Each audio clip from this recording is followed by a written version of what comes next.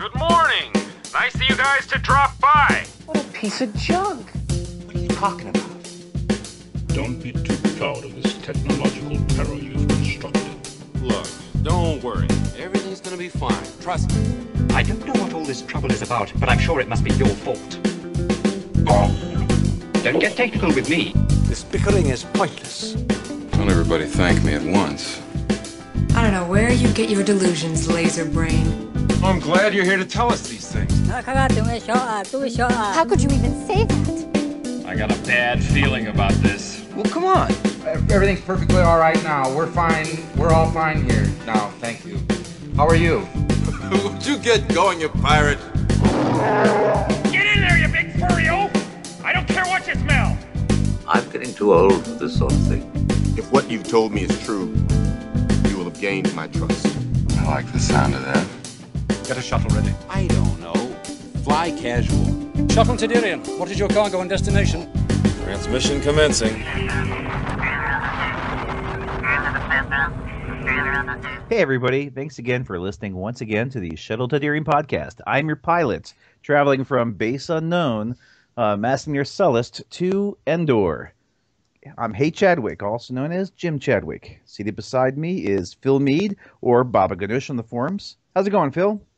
Good. I'd like to announce that today's in-flight meal is provided by Wicked's Tree Fort Barbecue Shack on Endor. Entree choices are the rack of ribs, traditional Endorian stew, and a vegetarian berry salad. Personally, I'll be having the stew because they're served in a very authentic-looking Stormtrooper helmet. It's great. Excellent. It's a lot of fun for the kids. Excellent. We have our chief engineer. You're back. Thank you so much for cleaning out these intake valves. I know it's in your job description, but I do appreciate it.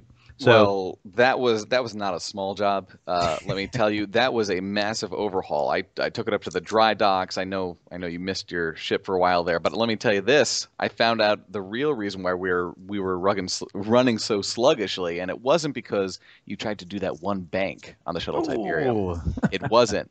It was actually because we have a cargo hold, which I haven't been in about 6 months, and I did not know there are bodies of Ewoks in there. Not just one or two, and they all got blaster burns, and there can only be one person that I know. Gonk droid?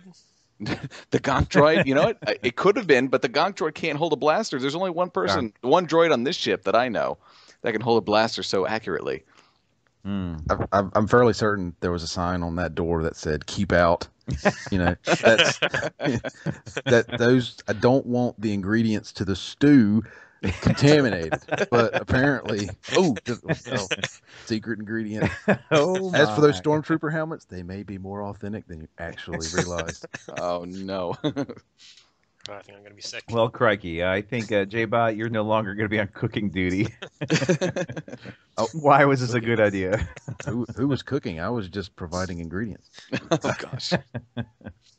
All right. Well, thanks, everybody, for listening. It's been a good blast. We've been going now for a bit, and I listen to a lot of other podcasts, but we do them once a week, and so we come out a bit quicker than a lot of others, and I have to say we're actually trucking along pretty well, the good number of episodes now, and it's pretty fun. And we get a lot of feedback on the Facebook page and emails and on the FFG forum, so thank you very much.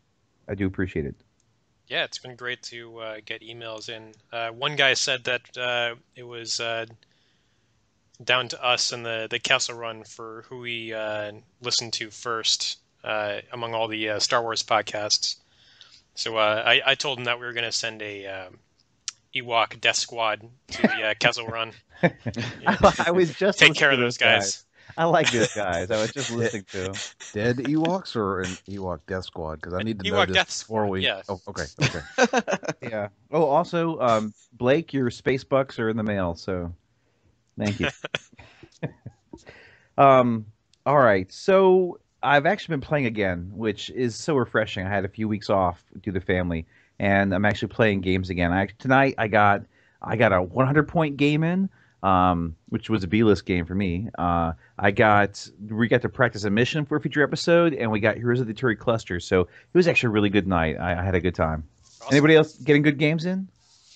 I finished off my last game for my Reddit League the other night. Had a lot of fun. Did lose, but it was a pretty cool game. Cool. Very Jake, nice. how about you? Yeah, I recently actually got to play a game with Phil and my daughter in a very, very casual setting. It was awesome. My daughter got to run a Millennium Falcon, which was immune to asteroids and table edges. Right. And that's the Chewbacca crew helping her out. Chewbacca was going yes, crazy. the old J-Bot rule. I love that. Yeah, it was a lot of fun. J-Bot, I'm usually playing against you, so I know you've been playing. So been losing more like. It's very ugly. Yeah, it doesn't help when you're rolling against me in the Aturi Cluster either. So we need to arrange the table a little bit better so you stop rolling against me. I don't. Yeah. I'll try to skip because whenever I roll for the enemy, I roll really well. And I can't stand it. I can't help it. I don't know. I'm either very hot or very cold. There's not much in between for me. So. All right, and I know tonight we're actually going to talk about Heroes of the Aturi Cluster, but first I want to get to the captain's question. And this is another getting to know your crew, and perhaps a bit of an odd one, but the question is, and let me also give some detail afterwards, but what is your favorite fast food restaurant and why? Now, for those of you guys in New York, I know you might not have fast food as much as everyone else. I know you have them. They're like 3 stories tall. But I'll also say like little food trucks, like hot dog or pretzel trays, and like little pizza you run in on the counter or whatever and get it to go. Those will count. It doesn't have to be a chain. It can be mom and pop. That works. But anyone want to go first? I can hit that question. Because my favorite actually does happen to be a chain. I actually really appreciate Chipotle as one of my favorite restaurants. I do that's some good stuff right there. It is some of my favorite stuff right there. And I will tell you, I like it so much that one day I actually went out and I had myself a beautiful burrito. I watched them make every ingredient in it, and they put it and they wrapped it up, and I was so excited for it in that little tinfoil wrapper. And so I was driving home with it sitting on the passenger side, and I was just so ready to sink my teeth into it. But then this moof milker in front of me stopped short, and I had to slam on the brakes. And my poor burrito actually rolled right out of the tinfoil, and it landed right on the car seat floor. No. I was so devastated. But I do have to say, I still ate that. I would. Wow. I ate is it a 5-second rule for the floorboard of the car? Or well, see, like it would have been weight number there. It would have been, but let me tell you something, J-Bot. I had traffic behind me, and after the car started moving again, I had one hand on the wheel, I had my foot on the pedal, and I was reaching all the way down, trying to pick up this burrito and try and get all the ingredients back. And I was like, "No, for the love of Sidious, so the I gotta get burrito, this in." the burrito opened too? There was like a little bit of it that had opened, and I was desperately trying to keep the innards Oh my God. in. It was just and I thought my catastrophe, like when a bag spills over when I'm turning and all the fries go out, was bad. That's horrible. I did have a big gulp fall on the floor of my car, and it was that particular car, Chevy Cavalier at the time. It was kind of the middle split the two sides, so it was just really for the driver, and I had like an inch of soda on the floor. Oh, boy. Like I had to little big gulp soda foot bath going on. I had to bucket it out. You know? I had I won't go into the whole long story because I can tell long stories, but my friends know it as the great spill of '97. It's the last time I've ever drank a Dr. Pepper. Because basically, I caught the soda. I won't give you all the details, but I caught the cup in midair. That'll give you some kind of perspective. Oh my gosh! And I gorilla gripped it. I was so excited. I got it, and it just blew up in my hand. And from that day forward, this is my old car. The air conditioning vents were glued in place. It went everywhere. I mean, windshield, me, steering wheel. But they were glued in place. The tape deck. Yes, this is an old car. Like it smoked. If it ever put a tape into it, it would smoke because it was burning all the Dr. Pepper out of it. So I know that feeling of spilled drinks and food. My last car that had tape deck was just a year and a half ago. So I don't buy new cars because I'm a cheap, You don't say. sucker. And I think does it even my new car? I think it might actually have a tape deck. My current one, I just never used it, but it does still have a tape deck. 2013 or 2003. My mistake. Oh, that's awesome. All right, so Jake, that's yours. Chipotle, excellent choice. Who wants to wait? I want J-Bot to go because he's going to get upset that Phil stole his. There's choice. There is little chance in heck that he's going to steal mine. Actually, it's a toss up between two, and they're not chains. They're mom and pop stores, and they're both back where I grew up. One of them is in High Point. It's called the Biscuit Factory, but it's actually like a biscuit. It's like a greasy spoon grill. They do cheeseburgers, hot dogs, that sort of stuff.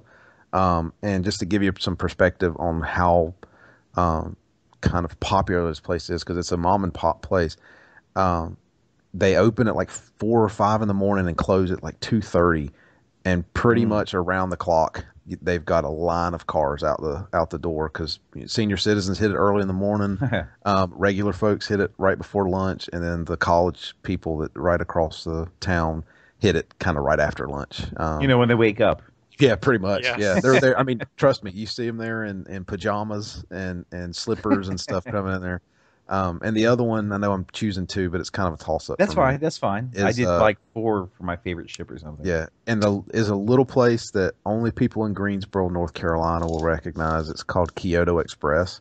And if you go on, like Greensboro. Yeah, if you go to Yelp or all these funky little places that do reviews, you got these snooty people saying, "Oh, it's 2 stars. It's blah blah blah," and it's like, well, it's been there for 25 years. It's either really good or they're paying somebody off to keep that place open. And the reason I love it, when I lived in that area, I went there 2 times a week. I could pull my car up in the parking lot and they're already making my food in the back. Like they just, there's Jonathan. He's coming in. Yeah. And I skip the line, dump my money on the counter and walk back out. And they just remember you. And I hadn't been there in a year. I come back in and it's the same way. They remembered me after over a year of having been there. And like, that's the type of place I love, those little mom and pop stores. That's cool. They really appreciate the customers that kind of frequent them over and over again. They recognize you, love you. I love those types of places. I can say in Greensboro, because I went to UNCG, there's a place called Jack's Corner, Mediterranean, and they Heck yeah. They have the best steak and cheese sub I have ever had. They like marinate the meat, and it's so good. It's not my choice. I'm just saying, if you're ever in Greensboro, Jack's Corner, right near the university, it's amazing. Cool. Yeah, so that's mine. I'll go Kyoto over Biscuit Factory, but that's mine. Wait. Before we move on, I gotta ask, Phil and Jake, do you know what a biscuit is? Yes. Like you've had a real one. Is this something north south? They don't have biscuits in the north. Well, it's like a bagel. Like we have bagels now in the south, but I remember moving down in the 80s, and people didn't know what a bagel was. Like they were like, "A what? Oh, you mean that really chewy, hard, horrible donut?" That is kind of what they look like. I don't know. I've lived with biscuits my whole life. Okay. Not really sure how you could avoid that. Well, you are multicultural in New York City, so I understand. The real question is, people from the north, have you ever had biscuits and gravy? Because I am well acquainted. Yes, let's put it this way: I was so well acquainted at one point in my life that my doctor literally told me, "You cannot eat biscuits and gravy anymore." It was a heartbreaking day. It was very depressing. But so I've gone a decade without eating biscuits and gravy. I'm so sad. That is pretty sad. I should probably go next. So my favorite fast food in New York City here is it's a street cart that is usually parked outside the hospital where my graduate school is, and they make a pretty mean lamb gyro or lamb on rice. Oh, are you talking about the street meat on the cart street meat? Yeah, definitely. Oh, completely addicting, 100%. Probably very unhealthy, but I can't even stop eating it. Probably. Are you? Is there like confusion that this might be not unhealthy? I don't know. Lamb is pretty good for you. I do like lamb, but you get a lot of people that are kind of picky, about eating it. So I don't know whether this street meat is or is not lamb. I cannot confirm or deny, but I will never stop eating it. The special sauce is just ridiculously good. They get really, a lot of them make their own sauces, and they're sort of like very. Tzatziki? It's not a tzatziki sauce, but it's vaguely similar. It's a white sauce. They probably have a real name for it that they don't tell us, but and they're very proud of their hot sauces, especially. Like they'll usually have like one white sauce that they put on pretty much anything, and then they had but in back of them they have like 4 or 5 different bottles of hot sauce that they like keep in reserve for the people who are like hot sauce connoisseurs. Yeah. There's probably like reserve, like it's a wine. Yeah. Yes, the 93. Yes. Yeah. Well, I'll say I lived in Scotland for a little bit after college. I bartended and worked overseas. And over there, they don't really have gyros, but they have doner kebabs. And it's funny because FFG had a thread about like, what's weird about Britain, or what do you miss about Britain? And people were like, oh, I really miss the doner kebabs, like, British expats in the U.S. or elsewhere. And I know what they mean. Doner kebabs are more in a pita shell, but it's very similar. They don't have tzatziki. They have like some spicy sauce. But I went to this place, and it was like £2. So it was like $2 or so, $3. For a doner kebab, a complete big old thing for like so cheap. But you couldn't sit in their restaurant. They had no room. It was just a counter, and they would give you one of those little tiny napkins from those little machines. They'll pull one out. They would not give you any more than that. This is a big old messy thing, and I would have to save that napkin until I was done. So I would eat this thing and be slobbering and dripping, and I'd finally finish it. And I'd take this little napkin and try to get my mouth at least, so that people didn't, kids didn't run screaming down the street, when I was walking around dripping in this stuff. But doner kebabs are good. Yeah, I can confirm that. I had those in Germany as well when I was in there, and those were one of our favorite chain restaurants to go to. I'm starting to think we need a spin-off podcast on just food. All right, yeah. It might be. We're just gonna that's it for this episode, folks. Thanks for joining us. We're going to run an hour talking about it. All right, I'll go. I will say I did enjoy the. I was just listening to the latest one about the superheroes, and I actually really enjoyed that whole conversation. And the Facebook page went live with it too. But I'll be quick, and I'll say for favorite fast food in my area, and it's probably because there's not one really near where I live. So when I get to go to it, it's kind of special. And it's also the one thing that when I take the family with my high school, daughter and, getting ready to middle school son and wife, it's the one thing that everybody can agree on, that there's something they'll eat. It's Taco Bell.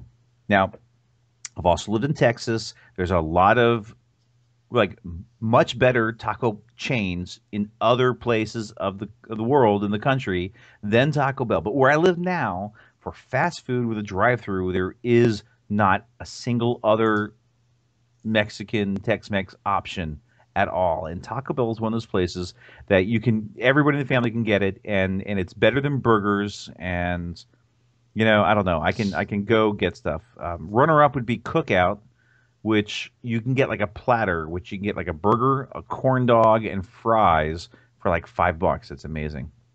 But that's all. Yeah, I don't know if Cookouts are, I think, a local chain. I don't think they've spread too far, but they're actually really good. They try. I don't think they cook on an actual grill, but it's definitely better in my opinion than like McDonald's and stuff like that. And surprisingly cheap, believe it or not. Oh yeah, and they have the milkshakes where they actually blend in like the dear God, all the other stuff. Don't go by there and crazy. Yeah, don't go by a Cookout and say, you know what, I'm not really sure what milkshake I want, because it's half the menu. It's like 50 flavors. Seriously, it's crazy. And that's without the seasonal stuff like eggnog and eggnog's so good. Yeah. So it's either Taco Bell, because I get to do it so rarely, or Cookouts usually more around. They are supposed to be building a Taco Bell around the corner, so I might get sick of it enough. And I know it's not great, it's not amazing, it's fast food. That was my question. So, all right. Moving on. Now that we're all hungry. Yeah, I'm starving. Well, where's that stew? I might even eat that Ewok stew now. I'm not certain. Dude, just give it just a few minutes. That's all it takes. I shouldn't have thrown all those Ewoks out. Yeah. Yeah, All right. Just need to comprise the death squad beforehand. Just lightning. I just need a little electricity and a few stitches, and we'll get that done. Just send one of them on a special assignment. All right. So tonight we can talk about the Heroes of the Aturi Cluster. Now, to me, it's actually one of the main things you can do for casual X-wing, and it's almost like the crown jewel of casual X-wing. Either that or epic, but it's so cool. It's so amazing. Tell me your guys' quick, just short take on it, like J-Bot.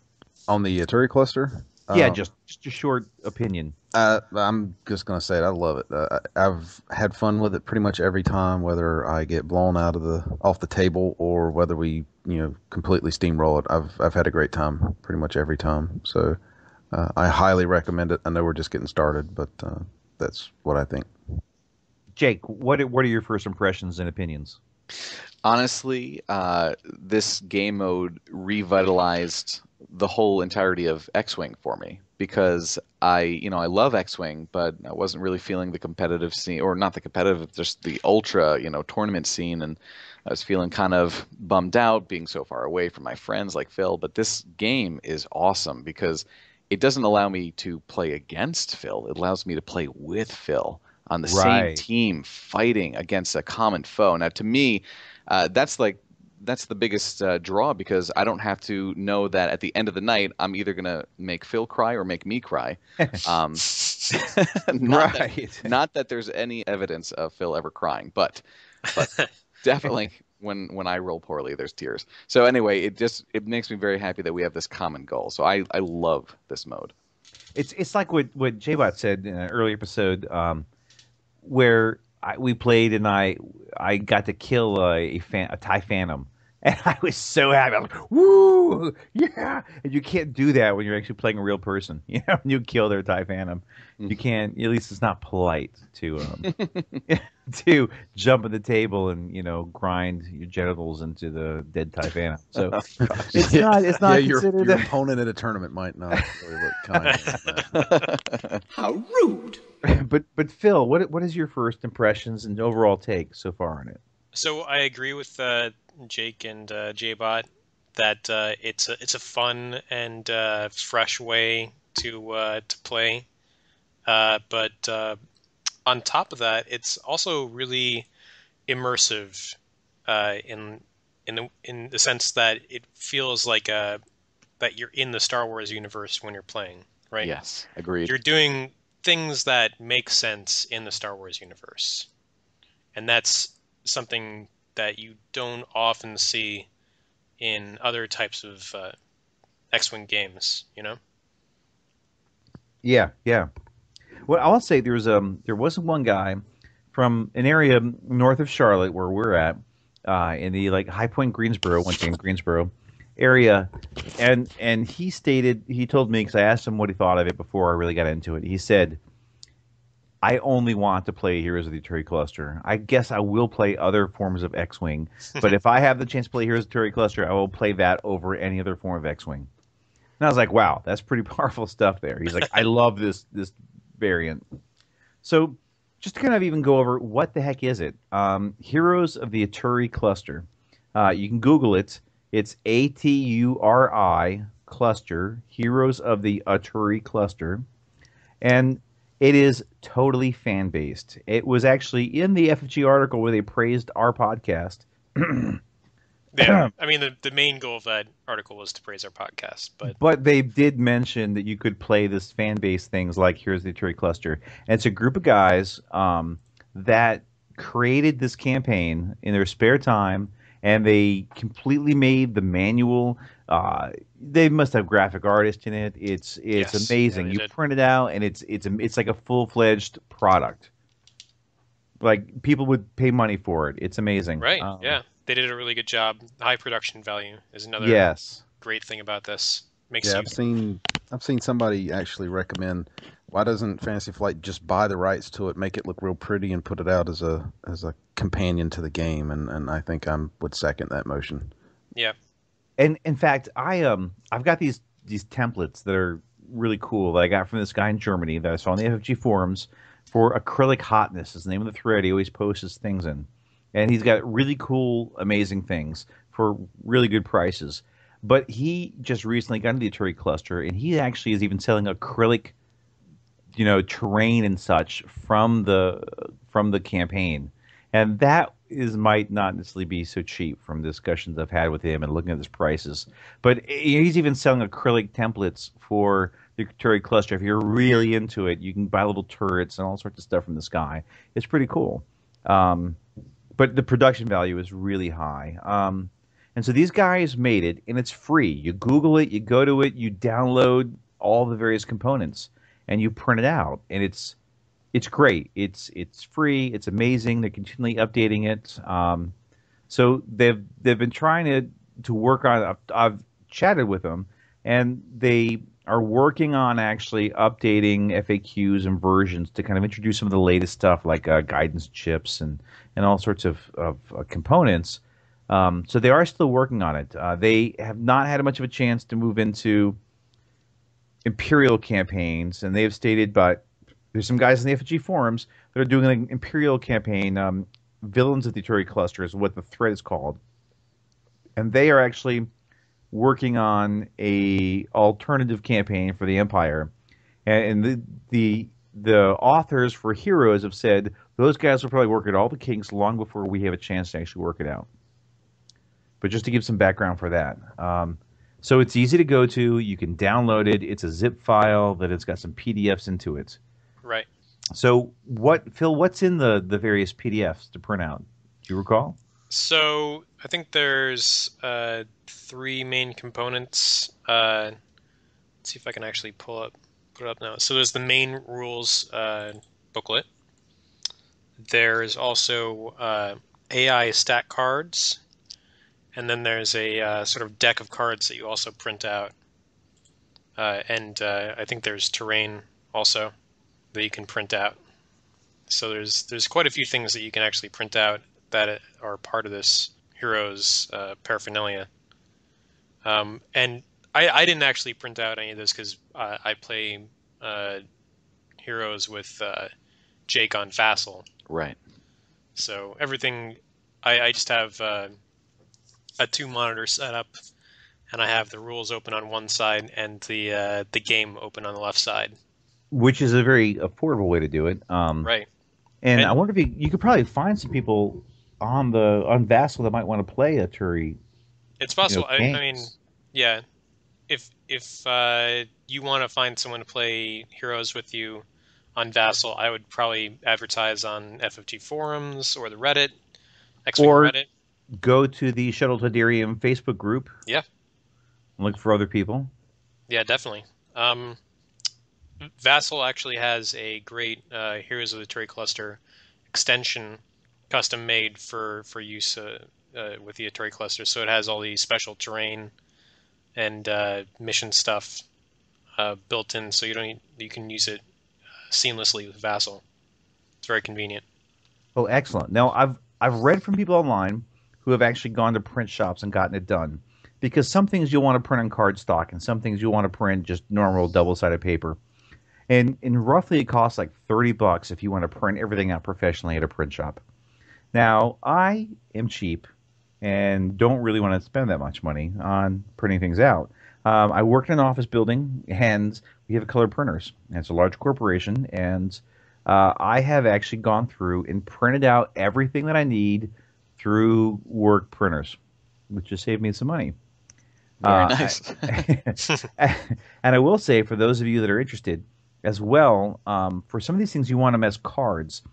If you work in an office that's similar, you can get, if you work in an office similar to me, you still have a bunch of file cabinet folders. They're green, they got a metal bar at the top, or they're the manila kind. And you can basically get a glue stick or several glue sticks and actually glue one side, because you have these pilot cards, and they're double-sided. So you glue one side to the folders, cut them out, and glue the other side to the back, and slowly cut everything out with various little components. And if you sit like on conference calls or have various other times at your white collar job, you might be able to actually completely abuse the office privilege and save yourself $30. But there is some terrain I would recommend.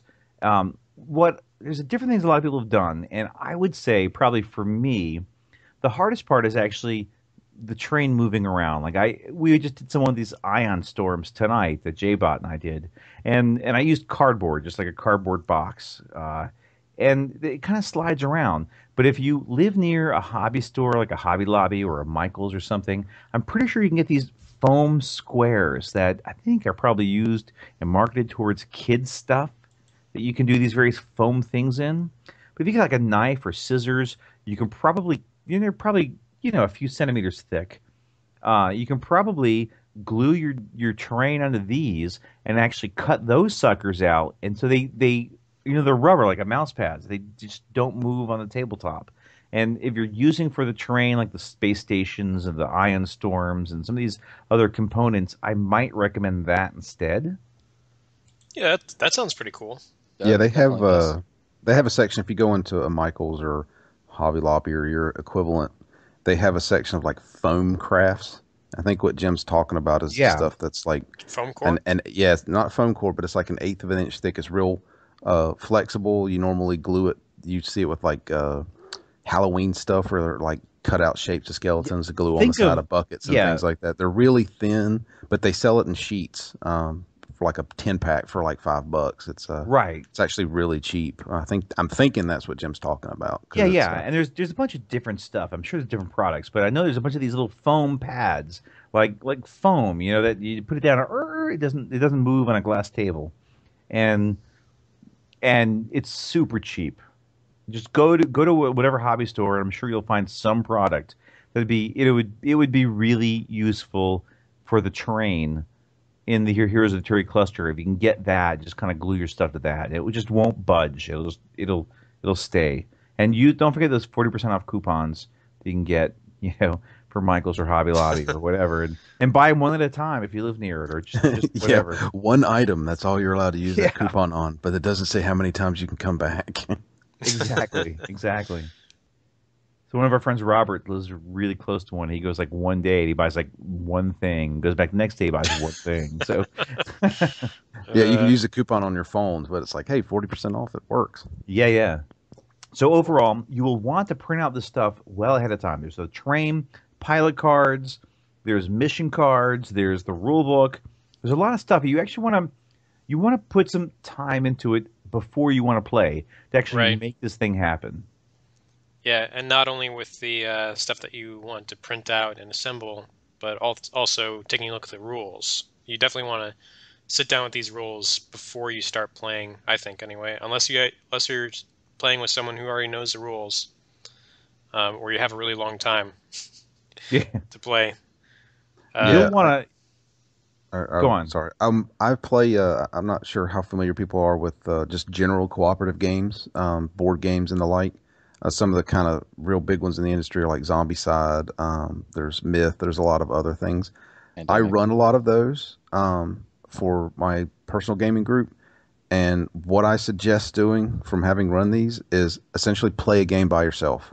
Because the Aturi Cluster lets you do this. You can play solo, which is pretty cool if you can't get out to a store. But if you're wanting to run it in a big group, run it by yourself, and it'll really kind of lock in all of those rules, and you'll ask the questions of yourself. You'll run into weird situations before you get to the gaming table and try and explain it to people. So that's my suggestion: is try and run at least 1 or 2 games by yourself. Doesn't take that long, and it'll really kind of sink some of the deeper mechanics of movement and that sort of thing into your head. Right. And J-Bot and I actually played numerous games, and we still get things wrong. Yeah, there's a couple tough spots in there that we're just like, we'll figure it out or let it do this. I don't know that we should speak to them specifically or not. It's whether you guys think we're going to overburden anybody if this is their first time or not. But at this point, we'll probably wait till later. Yeah, there's certainly a few sticking points. And that's why I suggest having a run through, try and find the sticking points before you get into a game with a bunch of people, and kind of slow the game down, flipping through pages. And one thing I would say is that if you are planning this and if you are spending the time and you're printing things out and you're making terrain and all that, you want to make sure you actually play this freaking game. So overall, I want to say that you can play anywhere between 2 and 6 players in a game of the Heroes Aturi Cluster.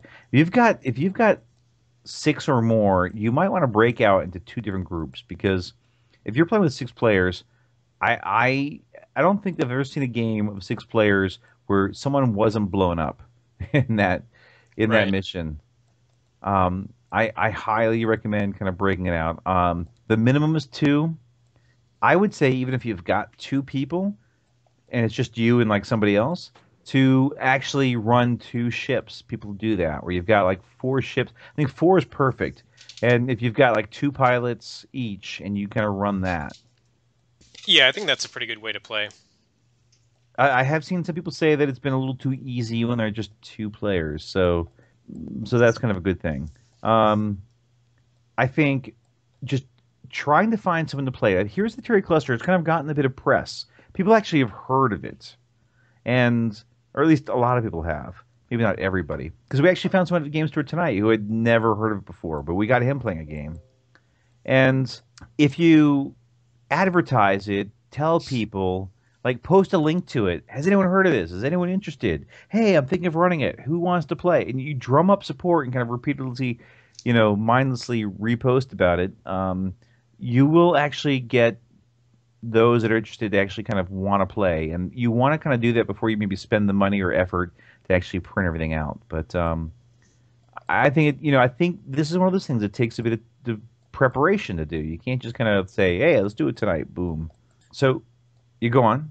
Oh, I was just going to say that it's a good idea to sort of set your group up ahead of time, so you know what to expect. I don't know. Right, or just try to find people that are interested, ahead of time. Yes. Yeah, this is my personal opinion. I suggest that you kind of get a group of people that are, I guess, interested in playing, but everybody kind of make their first ship together. Like, not just bring one in. Hey, I made mine. I think it does kind of behoove you to kind of make a well-rounded group. This is like obviously my opinion. Otherwise, you end up with a lot of people who just like, ooh, I'm an ace. I got the best ship in the fleet. And all of you just end up just being one-dimensional. That's my opinion. But I feel like a lot of ones I see is everybody just going for gun as hard as you can, do lots of damage. And everybody makes fun of my ship. I won't go into the details of it. But as long as I'm on the field, we've won every single mission with my crazy like defense supportive ship. We've always won. And if I just went for straight guns blazing, like I always see guys run out in front, woohoo, guns blazing, and then they blaze of glory. And you got to be careful. And that's why I personally feel like it's almost like a role-playing group. Get everybody together, make sure you got a kind of well-oiled machine and not just everybody wants to be an X-Wing and off you go. Okay, that's I think you're aiming that at me, because my secondary character necessarily you. is actual, because you have to come up with a handle. His name is Blaze. So I really picked it as Dyna Blaze of Glory, but well, he hasn't yet, but he's come really close in a lot of those games. Yeah. You pick call signs. You can be Maverick, or whatever you want to be, Iceman. Oh jeez. But I kind of like that. Iceman, Maverick. Right. What are you guys call signs? What are the ones you're using these days? I have cup holder. That's my guy. Yeah. I always imagine him, with the big gulp while he's driving, while he's flying. Your secondary guy. You got a secondary character too. What's his name? I was going to call him Space Ghost, but that was just me being a goofball more than anything. It feels like our second guys all are kind of comical. So I was just going to go with, you got, what was it? Ice Lord or something? One of the other guys. No. Ice King from Ice King. That's what it was. Ice King. One of the guys we played tonight. Played with tonight. He said one of his guys is Ice King from Adventure Time. Yeah. What about you, Jim? What are your call signs? I've got 2. One's further along. He's a Y-wing that I initially pegged I want him to be an ordnance carrier because I love ordnance and just trying to make things that suck work. Or at least nowadays, ordnance is not so bad. But back in the day, it was poo-pooed so much. But Warhead is his name, and he's PS6. He's almost up. He's almost up there. He's got Predator. He's got Niradantil's ability to shoot proton torpedoes and 360. He's got extra munitions, and so he's got like 4 proton torpedoes, and he's got targeting astromech. So if I do a red move, I get a target lock, and basically I am launching these suckers all day long and just knocking suckers out. It's great. Cool. What about Jake? What about you, Jake? Well, the first campaign that we started, my pilot died in a blaze of glory, and so did Phil's actually. So we actually lost the campaign. Oh wow, that's the first time I've heard anybody. I've seen a lot of people get blown up, and I lost this and I lost. I've never seen anybody die in it yet, or at least have. No, my first pilot died, and unfortunately I can't even remember his name because it was so long ago. But I loved him dearly. My new pilot, his call sign is Polar. And it happens to be a Y-wing that likes to polarize people a lot because he's got ion torpedoes, ion bombs, and ion cannons. So he's very ion heavy, and I try and complement that with what Phil's got going on, and we try and run in together and do the best we can.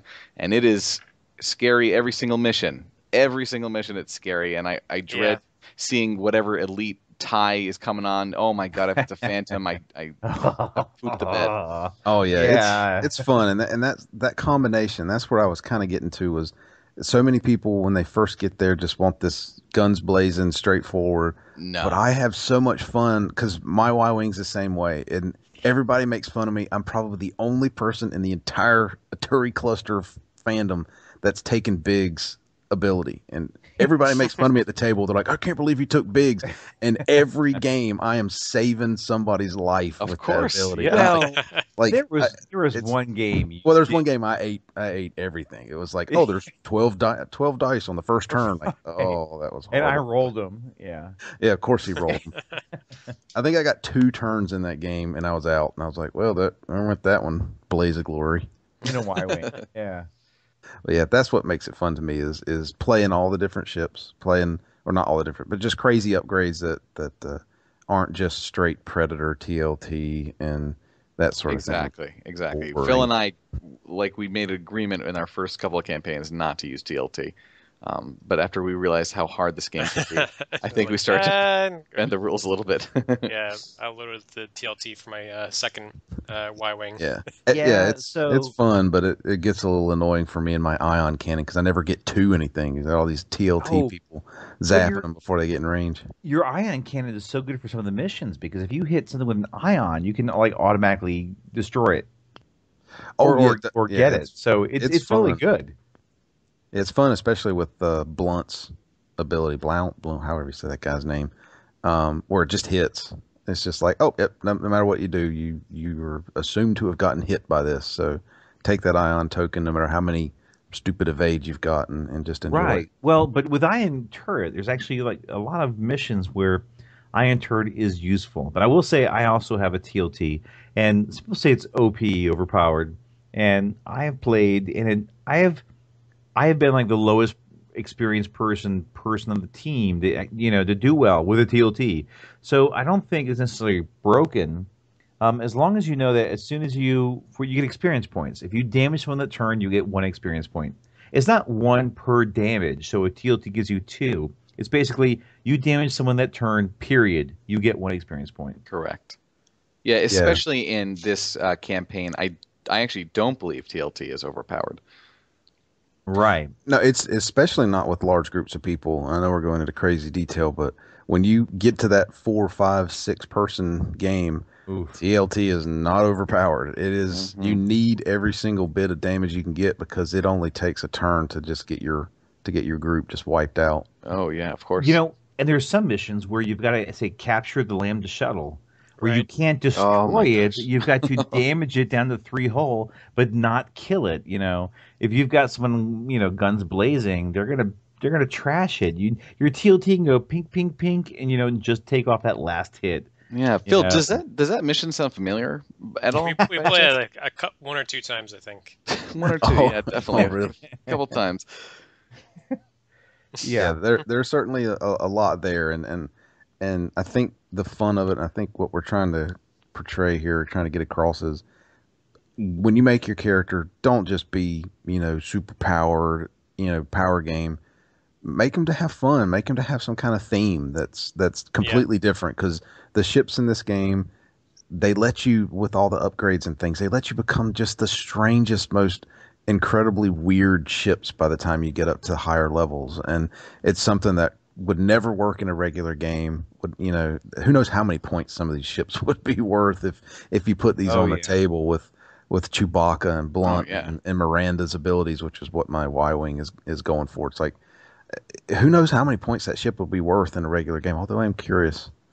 Now, one of these days, I actually want to see how well some of these would do against a regular 100-point list. But so just have fun with it. Just to let you know about your character, you advance, and the more you do in the missions, you gain experience, and you don't gain experience just for killing. But if you're a support character, you actually get experience points. Like if you give someone a focus and they use it for offense or defense, boom, you get experience. You don't have to actually be the one who kills everything to get the experience. And basically, you continue to build your pilot skills and your abilities, and you actually get like multiple modifications, multiple elite pilot talents. You get like all sorts of crazy stuff in your character by the end of it. And you can even get, for EPTs, elite pilot talents, the special abilities of other pilot. So like my Y-Wing got Niradantil's ability, which means I shoot 360 for my torpedoes. No, I don't need arc. All these crazy things. And you can come up with these really oddball stuff. So you really get a chance to kind of make this completely cool character that just kicks behind.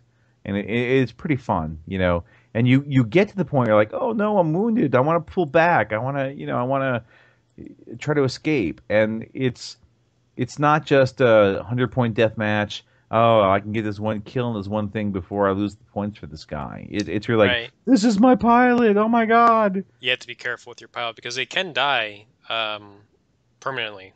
Yeah. Even in missions that you win or whatever.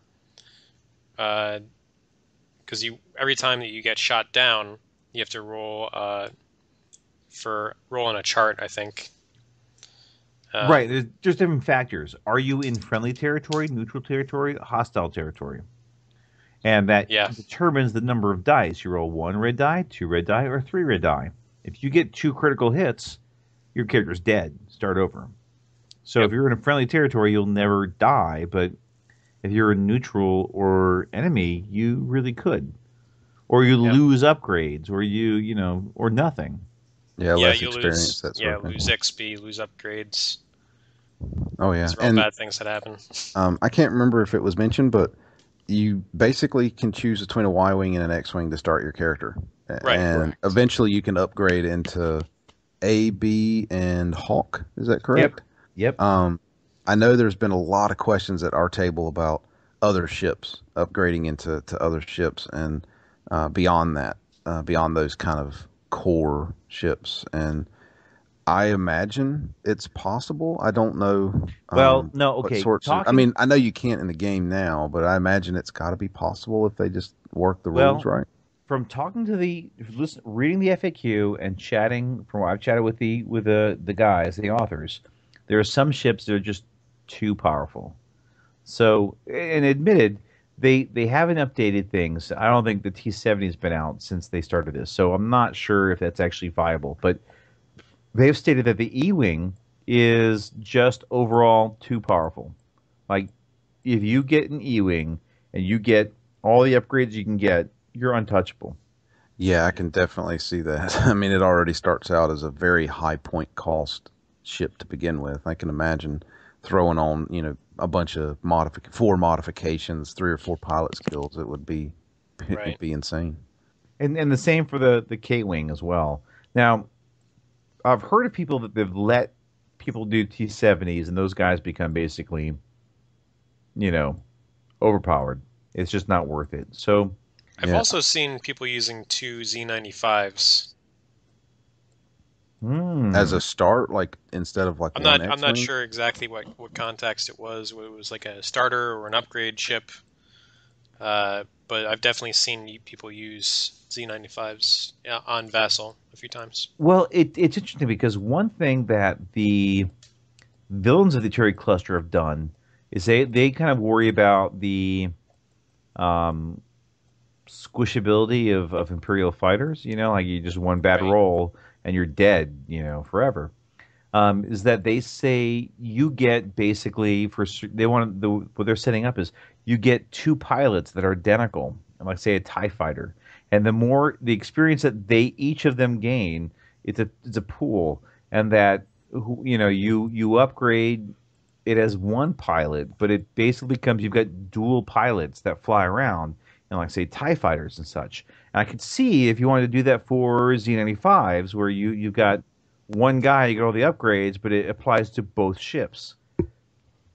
As long as one of them lives, you're not dead. Yeah, I could see that working. I think it's definitely more powerful than just having like one X-wing or one Y-wing, especially if your upgrades are carrying over to both ships. And just to go over, when you choose to be either an X-wing or a Y-wing, you get various experience points to spend or points to spend. And a Y-wing gets 8 points, and an X-wing gets 5 points, and you can spend it on any of the various upgrades. So when you start off your pilot skill 2, you can get one modification, you can get an astromech, and your various torpedoes or turrets. And 5 points or 8 points can be significant. There are a few slight modifications to the heroes rules. Oh, HOTC. Hero HOTAC. Anyways, HOTAC, yeah. There any type of 0-point upgrade is free. You can take it, you can not take it, whatever. So if you're a Y-wing, you went to BTL 44 where you shoot your turrets and main guns locked in forward position, boom, you have it, no problem. Or say guidance chip. You want guidance chip, you got it free. Or if you're an X-wing integrated astromech, boom, it's there, it's free. 0-point upgrades are free. You can just get them. It's no problem. I wasn't clear on this point. Can you get say you have like an X-wing? Can you get the guidance chip and integrated astromech for free without taking up your modification slots? From what I have read and understood, yes, they are free and do not take up your slot. Okay. So if you're an X-wing, you can take guidance chip and integrated astromech. And if you want to spend the points, shield upgrade. Nice. So they are working on an FAQ, which is working on the latest releases and such. So they are going to come out with a new package. And a new package is going to actually split up like the rule book versus the mission book. So right now the rules are combined with the missions in one kind of overall book. But they're going to split it off so that the missions and the various details are in one book while the mission's in another. And that can be pretty useful, I could say. But it's worth it to actually read the section on, hero creation. And it's really like 4 or 5 pages. It's not insane with lots of charts and pictures. So a page is not a lot. But you really should read this beforehand. Maybe you'd make a test pilot ahead of time, whether you use it with your group or not. But it helps you figure out what to do. Right. And when you level up pilots and you start getting access to pilot talents and more upgrades, and even pilot abilities from Rebel pilots, Tarn Myson's ability or Etana Bot's abilities, keep in mind that the costs for these in terms of experience are different. So make sure you know how much things cost. For example, I think modifications and torpedoes and that sort of thing is just 1 XP is 1 squad point. So a proton torpedo normally costs 4 points. It costs 4 XP in Heroes of the Aturi Cluster. But I think elite pilot talents cost double, if I'm not mistaken. It's true. Yeah. It's if you get a special pilot ability, it doesn't cost double. It costs whatever the pilot skill of that particular pilot is. So if you want, say, Wedge's ability, you have to be pilot skill 9. You have to have 9 points. But if you want like Tarn Meeson's, it's what he's pilot skill 3, so you spend 3 points. And for elite pilot talents like Predator, it's double the cost of the pilot talent. So Predator normally costs 3, costs 6 XP points to buy in Heroes. So this can be a little pricey. Right. Yeah, but right. Yeah, but I think the deal with that is that they essentially have no level on them. You can get any of them at basically your starting EPT level versus some of the crazier abilities, like Luke's, for example. You have to spend, I couldn't do the math in my head right now, 100+ points just to get your pilot skill up to that level before you can buy it. So it almost has kind of a built-in limiter to keep you from getting too powerful too fast. Right, and technically the way the campaign works is there's limits to how you can actually win it. So it has not worked for J-Bot and I because we played a bigger store with a bigger game night, and we might not play with the same people every week for Here's the Aturi Cluster. If you can, that's great, but we rotate through. We grab new people. We, have some guys who have played the same character, exclusively. We've had J-Bot and I have tried to start new characters that have a low pilot skill, and there's a finite limit to the campaign. So the way it works is there's an intro mission, which is very simple. And then once you finish that, you basically there's tiered missions, tier 1, tier 2, tier 3. There might even be tier 4. I haven't even got that far, but you take those cards and you shuffle them up and you draw 3. And out of those 3, you pick which mission you want to do, which story arc that is. And once you finish that mission, if you succeed, you replace that tier 1 with a tier 2 mission of that story arc. And you have to win, basically complete, if you decide to do either a short or a long campaign, 3 or 5 story arcs before you're done. Where you say, boom, this is the end. And then what it is there's like each card says, if you succeed this mission, put in the next tier mission into the deck, and you shuffle it. And so you get a pick each time, one of these 3 missions. And so you could do a short campaign where you just need to finish it 3 times. And you may never get to Luke's ability, or you may never get to the super high before you actually win the game. Right, but, there's nothing stopping you from just, continuing to play, even when you've technically won the campaign, or you can even start over again if you, with your leveled up ships, if you really want. I think they make allowances for that in the rules. Yes. And I will say, with different people who played every time, J-Bot and I have 2 different characters. I've got one that's on the cusp of being PS7, but he's never actually gotten to a tier 2 mission because he's played the intro and the tier 1 missions so many times with new players, he just does really well. And then I've got another guy who's PS2, and, actually, with the experience he's gotten tonight, he hasn't actually done anything, but he'll get to PS3. But you can really move ahead, and I've got like a low level and a high level, and depending on who I'm gaming with that night, I'll change things. And like tonight, we had a new guy who had never played, so we want to do a tier 1. But then I was so sick of doing the intro one so many times, and I just kind of went through all the tier 1 missions and said, look, this is the one I've never done. I want to do this one. Anyone got a problem? And boom, I did that mission because of the last tier 1 I've never done before. So overall, I'll say it's harder if you've got a larger group. It's not impossible, but it's a bit harder to kind of run it. If you've got regular players going through, it is much easier to go through and kind of run the campaign. Yeah, it's definitely ideal to have a regular group. Then you can really play the campaign as it's intended to be played. Following the mission tracks, keeping track of your progress, that sort of thing. Right, and doing the official mission cards and such, it gets easier to do. Right. Should we talk about the AI in the campaign? Because that's really one of the core concepts that and innovations that makes the campaign work is the AI system. Yeah, Jake, what is your opinion of the AI? Or did you have any preconceived notions? Well, I know that some people they kind of, including myself actually, kind of cynical when I hear, AI in some kind of a board game or a card game. It seems kind of, that seems a little bit silly. And as you know, I mean, the amount of times that I've programmed and reprogrammed JBots protocols, it just all those memory wipes. I can't tell you how many times I try to wipe those memories. There are times I wish I could wipe mine with JBots. I don't understand. I thought we had good times.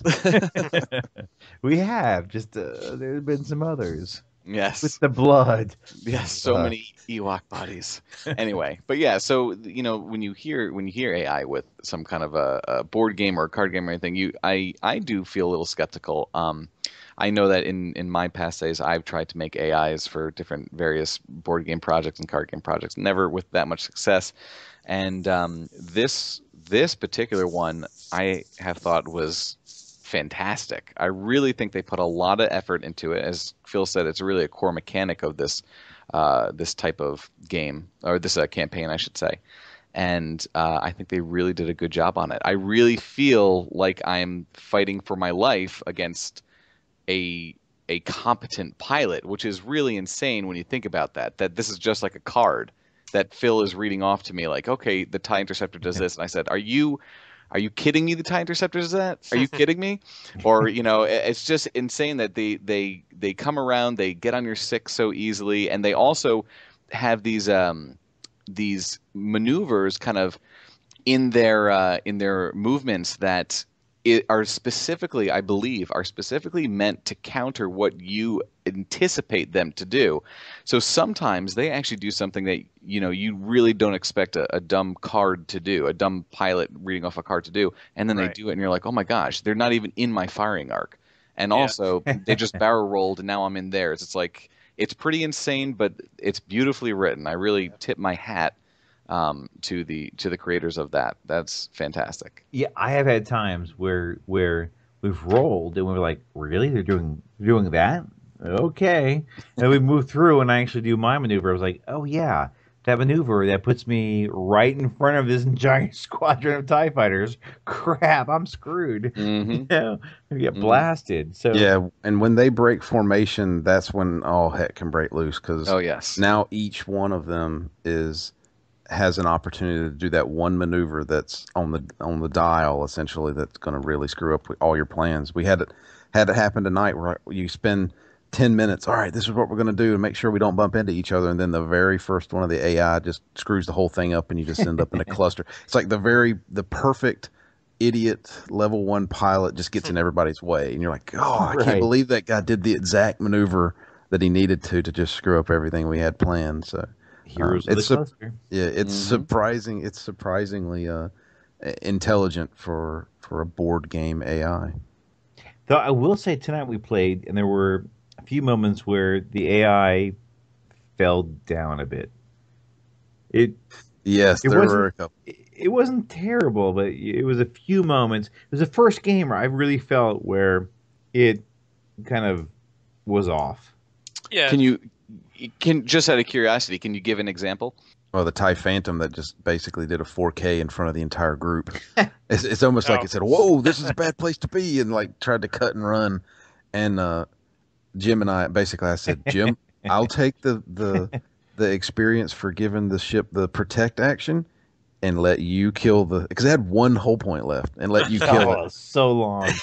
Range 1. He's like, missed. Like, and then I missed. And somehow this thing survived. Right. Somehow this thing survived at range 1 of both of us, and so it's like it made the dumbest move you could make, and it somehow pulled it off. So there was a couple times particularly the TIE Phantom, and that one's odd because it randomly decloaks every round. And I will say that you have to look at every ship and what it does, because the common ship is the TIE Fighter, but there are a lot of other TIE Advance, TIE Bomber, TIE Interceptor, TIE Phantom, and there are special rules that are different. So basically, like a TIE bomber gets a free target lock every round at the nearest target, right. And then when it shoots that dang missile, it hurts. Like I've been crushed by like TIE bombers. Like I've been on Y-wing and a TIE bomber with a free target lock, and then it shoots the assault missile.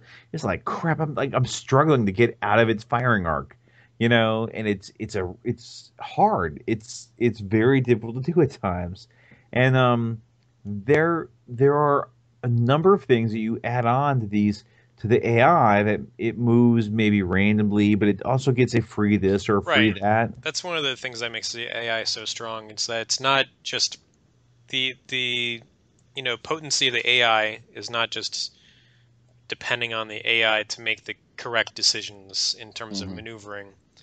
On top of that, they get free actions. So like interceptors get, I think, free focus. Other ships get different things. They also have sort of like logic trees to determine how they make their choices. So if a ship has nobody in its firing arc, then it attempts a barrel roll to get somebody in its firing arc. And if it can't do that, then it takes an evade, assuming that no one's going to fly into its firing arc. That's essentially the assumption being made that the ship isn't going to be able to shoot anybody, and it should go defensive for that turn. And sometimes that works out for the ship's benefit, and sometimes it doesn't. But it's pretty solid most of the time. Yeah.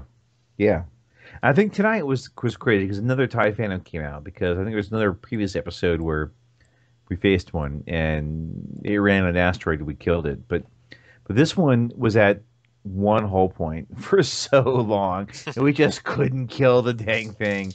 It was a nightmare. We finally won the game without even killing it. It was at one hull point still, but none of us died, and that was key because it ripped out my shields, in one round. Definitely. X-wing with shield upgrade, and it ripped me out. So you've got to look. What's interesting is because there are different random ship types you can take. And sometimes there's these cards, ship cards, where you say, hey, pull one of these cards out, and that's what shows up. And it could be a TIE bomber, and sometimes it shows up with a concussion missile. Sometimes it shows up with, like tonight, advanced proton torpedo, range 1, 5 dice. And so we had to protect a Outer Rim smuggler in a YT 1300. And these guys came in and just cruised up in range 1, and we're like, oh crap, we got to save this thing against a 5 dice range 1 torpedo. And it was pretty brutal. We won, but it was a real challenge. It was very hard to do. And I guess that's another thing is about the actual missions.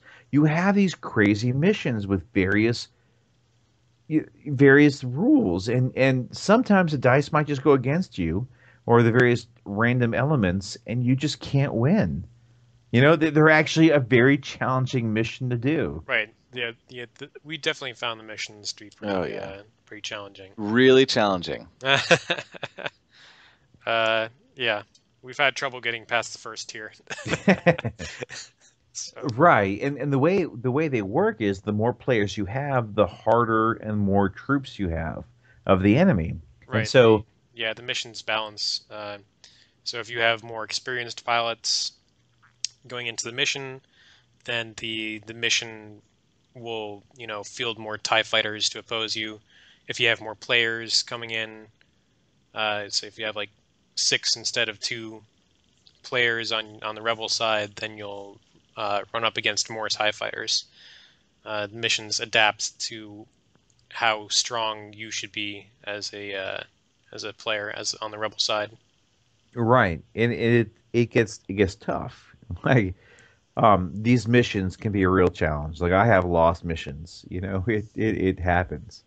It's a brutal thing. Yeah, it's very possible for you to lose missions if you're not careful. And even if you are careful, you can definitely lose them. Yeah, even if you are careful, you can still lose them. The dice rolls just kind of go crap against you, and you can't do anything. And that's one of the things I really like about Here's the Aturi Cluster. Like, it's a challenge. Right. It definitely feels challenging. I've never had a game where I felt like I was just winning easily, just skull crushing the AI. It's always seemed challenging. Even tonight, which was the time, I think tonight's game was probably the worst example of AI. It was still a challenge. We still had a hard time, and we succeeded, but it was not easy, right, J-Bot?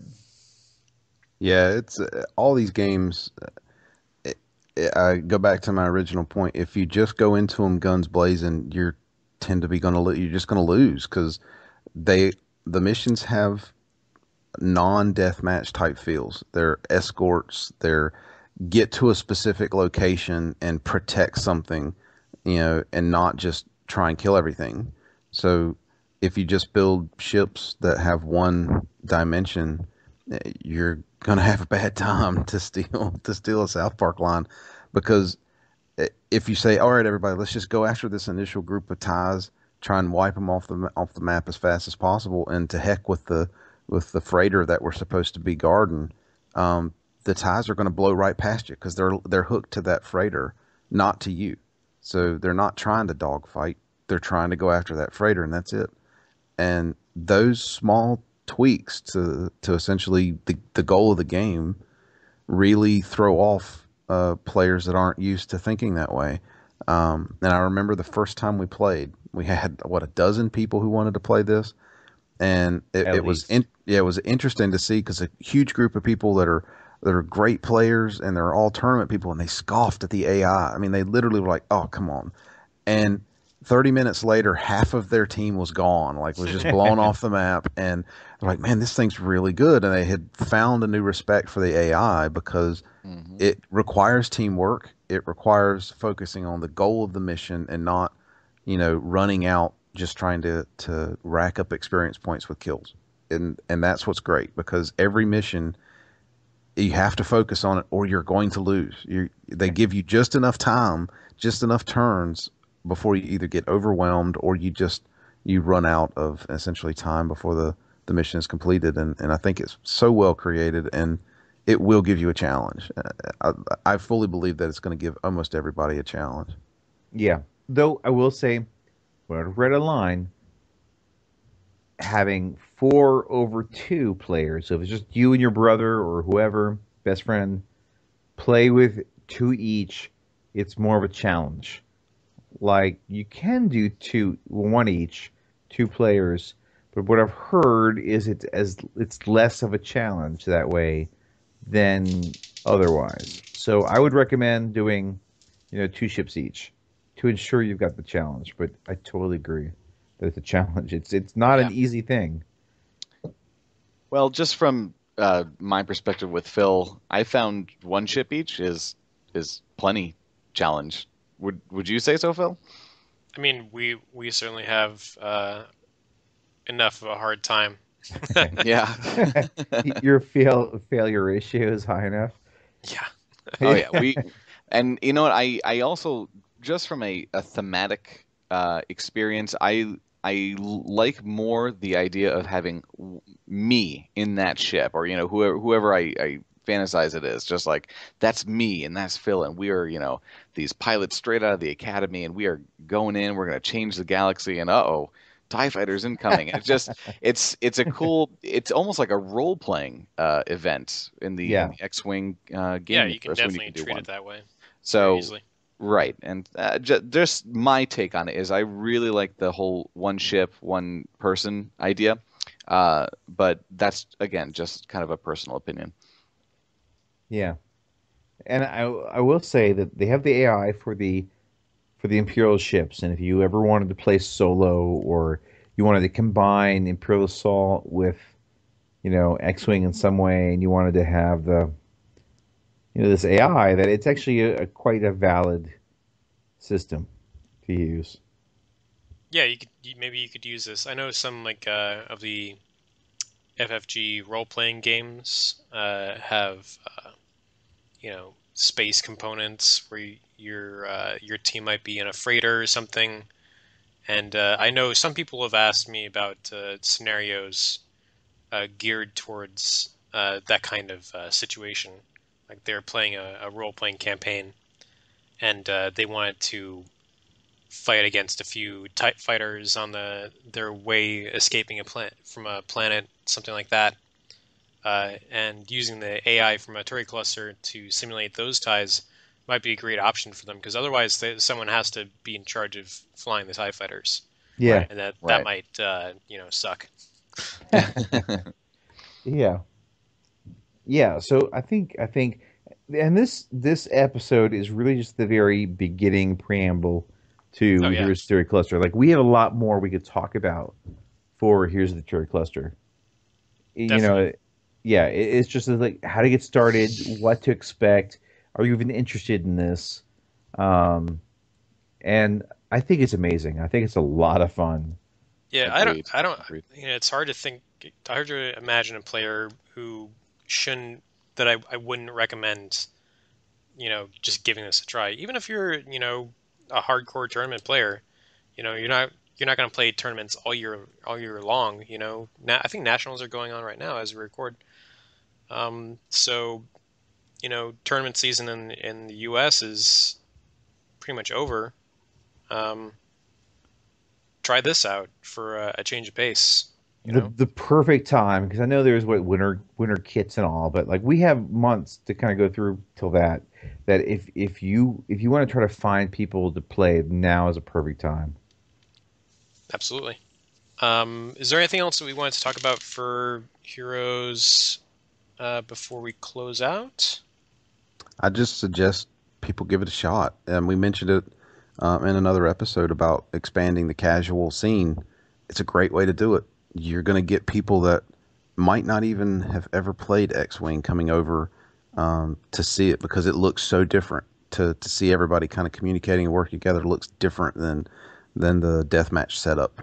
And I think it's a great way to kind of expand it and get people energized and into the store, because it is a big breath of fresh air for players that just want to cool down, in a sense, from the tournament scene. Yeah. Now that a lot of that's over, it's a good way to kind of break that and clear your mind and do something completely different. Yeah, it's a different experience entirely, with the co-op and the thematic feel, and really just it's not nearly so stressful as playing in like a tournament situation.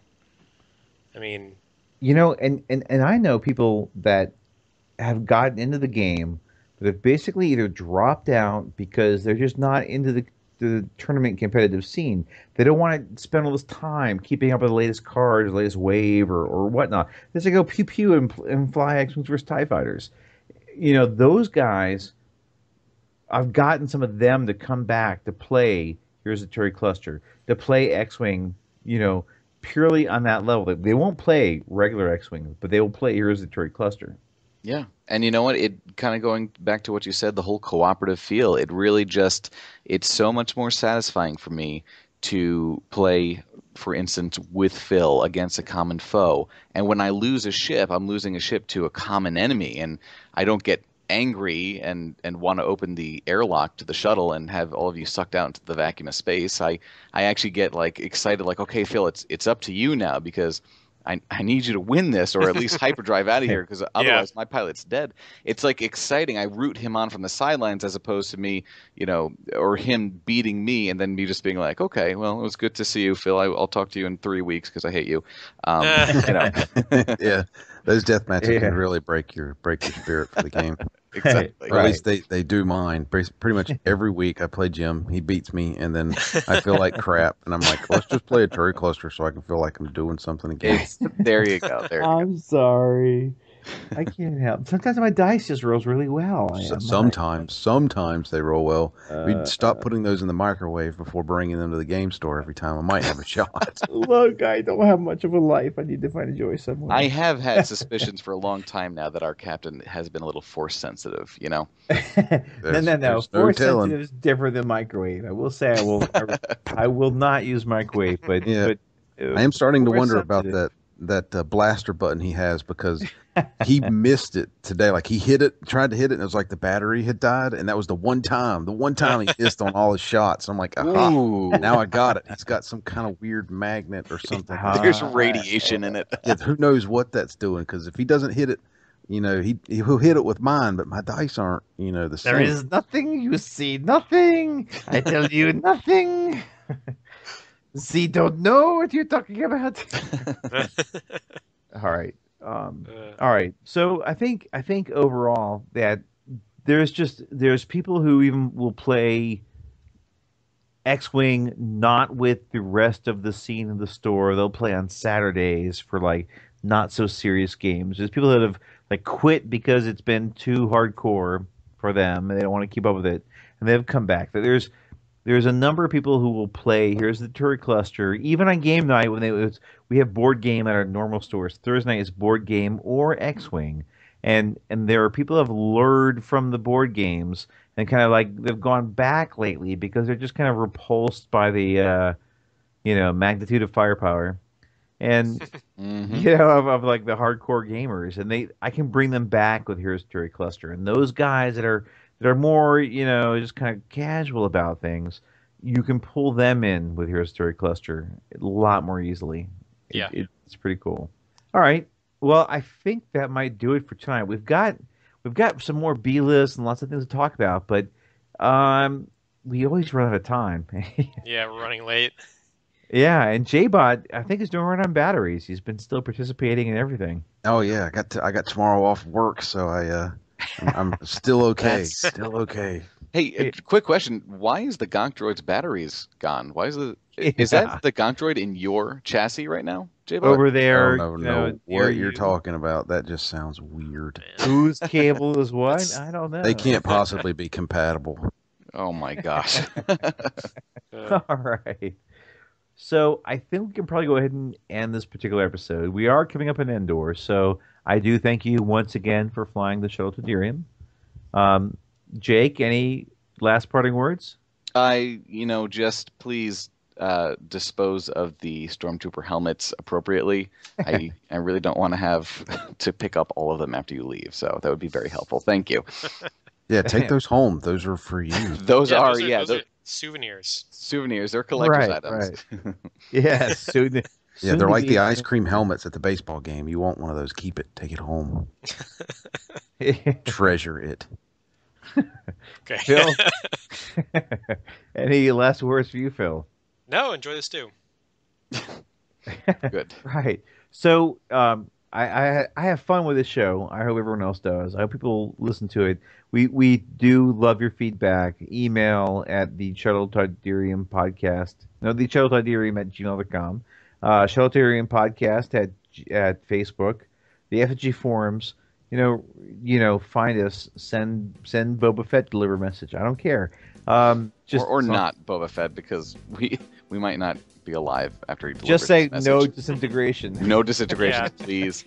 Check the no disintegration option on his contract. Right. But here's the Aturi Cluster. If you've not tried it, it is so much fun. It is like starting X-Wing again for the first time. It is so cool. So thank you very much, everybody, for listening. Thanks to my co-hosts. I love the show. I appreciate their input, and we'll talk to you again soon.